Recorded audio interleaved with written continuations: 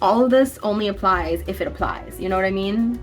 If you don't feel like this applies, then it doesn't apply. That's actually my main point. Use your libraries. Stop buying books you don't know if you'll like. If your kid is reading a comic book and you're complaining about them reading a comic book instead of a real book, don't. Hi guys, welcome in. Hope y'all are having a good day, because I wanted to talk about how I avoid burnout with reading, how I read more while avoiding burnout, because I had a really hard time balancing this when I was younger. And I think it's a valuable skill for people to know and learn. And I think that everyone should be able to read. It doesn't matter what they're reading, but I think people should read. Hot take, I know. There's videos, there are podcasts. I am a huge proponent of ooh, it is raining out there. I am a huge proponent of podcasts and audiobooks. I think those are like the best, most accessible invention of our age when it comes to reading. Like, obviously there's other things that help a lot too, but I think audiobooks are fantastic and I recommend them. Anyway, so if you are interested in reading more and you want to avoid burnout, here I am with some hot takes for you. I have 5. I have 5. And I think the first one is, but why do you read? Why do you read books? Why do you want to read books? Do you want to read self-help books and grow as a person? Do you just want to like have fun, escape the world for a little bit, read a little romance, read a little fantasy? I don't know, whatever. Basically, do you want to learn, grow, or escape? If you want to grow, there's obviously a lot of self-help books. There are philosophy books. There are religious texts, all sorts, right? If you want to learn, there's nonfiction. There's both fiction and nonfiction. Both can teach you things. Any book can teach you something, even if it just means, wow, I'm never going to read that book again. That could be it, right? Most books will teach you something. I do find, like, obviously nonfiction have more like historical facts, scientific facts, that kind of stuff, and then fiction tends to have a lot of more like morals and philosophies and stuff like that. What do you want to get out of reading? And that can change like from book to book. Like, one day I want to read a textbook, the next day I want to read a goofy little romance, you know? And sometimes I find that bouncing between different types of books is also really good, just for you to like keep your brain refreshed and not get too bogged down on things, basically. Which, of course, this leads into my next point, which is be picky, okay? Do not read everything that I recommend you. Unless you really want to. Unless you heard every summary that I give you and you go, wow, that's exactly the type of book that I like to read, okay? Because I love some of the YouTubers on here who do like romance and fantasy read-throughs, romantic fantasy, young adult, that kind of stuff.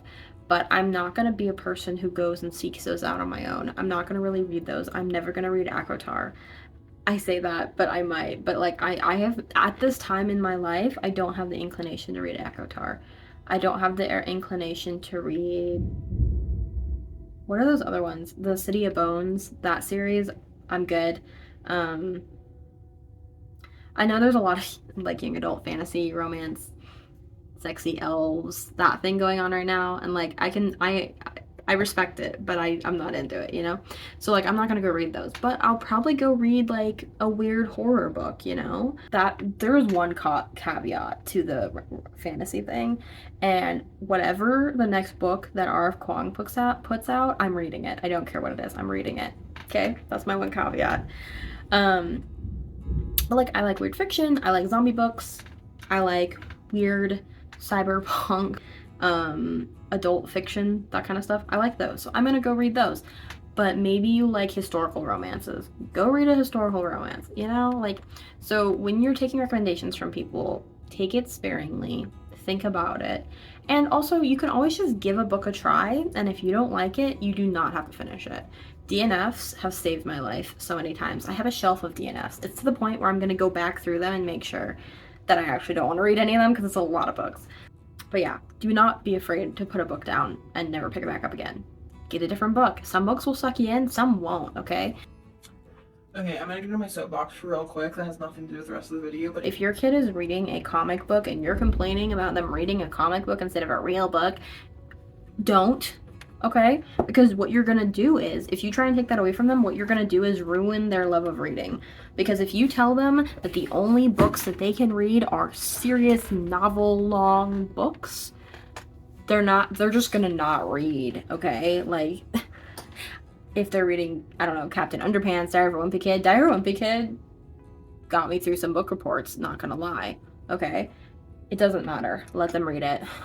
If it's, I just, taking away a book because you think it's too below their reading level is not going to make a kid like reading more. It's going to make them feel like reading has to be a chore. And sometimes some of the best books that I read as a kid were a couple levels below my reading level. You want to know why? Because I had a college level reading level when I was in 5th grade. If I read only college books from the age of 9 until now, I would simply not be reading. I would have given up by now. So, just here to say, PSA, let your kids read comic books. Let your kids read baby books or elementary school books or middle school books or whatever it is. Let it be. Because that's going to cultivate their love of reading more than whatever you think you're going to do to fix it, okay? You know what's even better? If you ask them what they like about the book and you listen to them. That's a bonus though. Just let them read what they want to read, okay? If they find it in their library, in whatever section you let them in, let it be. Let it be. Anyway, back to the video. Number 3 is pace yourself.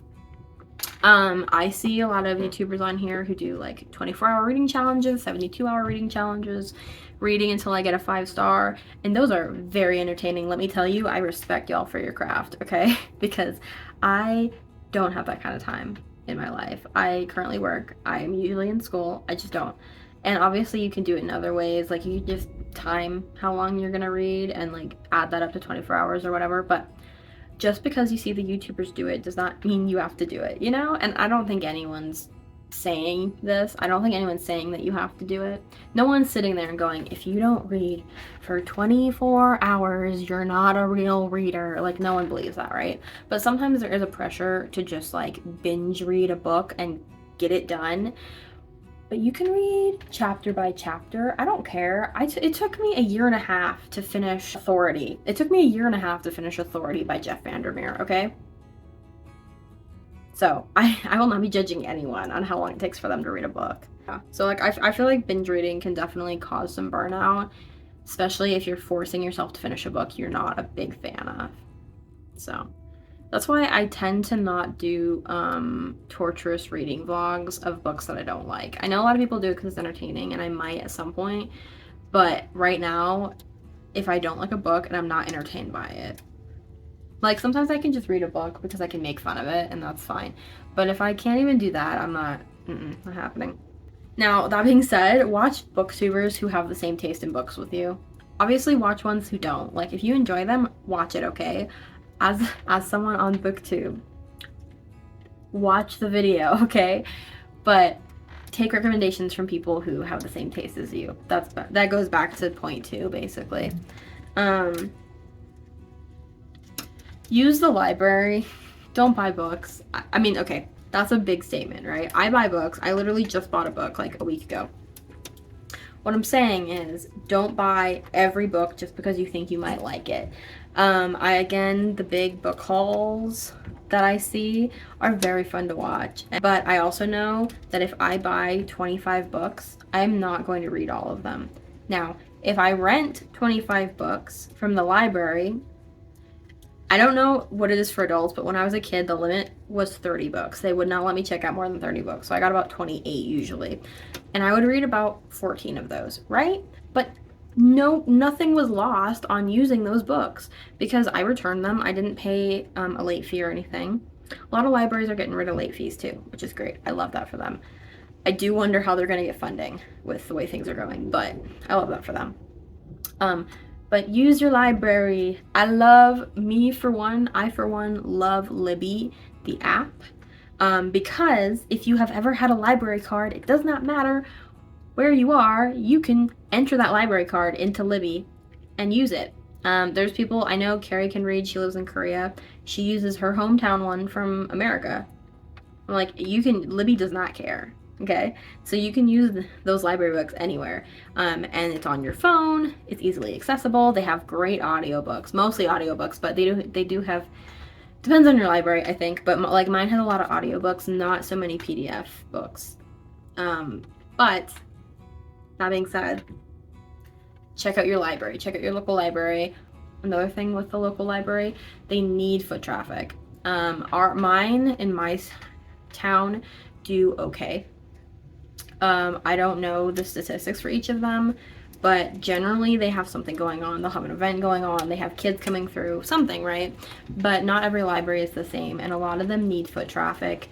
And even if you borrow a bunch of books and you don't read them, it still counts for the library, and it's still proof that someone's using it. So that's actually my main point, is use your libraries. Stop buying books you don't know if you'll like. Save that money for after you've bought it, after you've read the book and you're like, wow, I actually love this. Obviously, this does not apply to people who cannot access libraries and have to buy books, but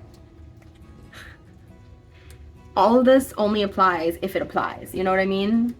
If you don't feel like this applies, then it doesn't apply, but think about it, okay? Because I love the local library. I do homework there all the time with my little coffee, because they don't care if you bring drinks in, which is great. Use your local library. I love Libby. I love me some Libby. Also, you can get a library book at any library you want. Okay, they don't care if you don't live in district. If you are visiting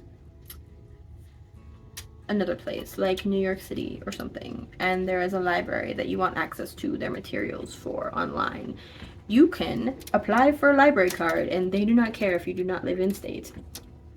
At least so far, none of my libraries have cared. Comment below what books you've read recently. I'm in a lull between some books right now, so I always love some recommendations, but I will be taking them and thinking about them. Whether or not I actually read them, I don't know, but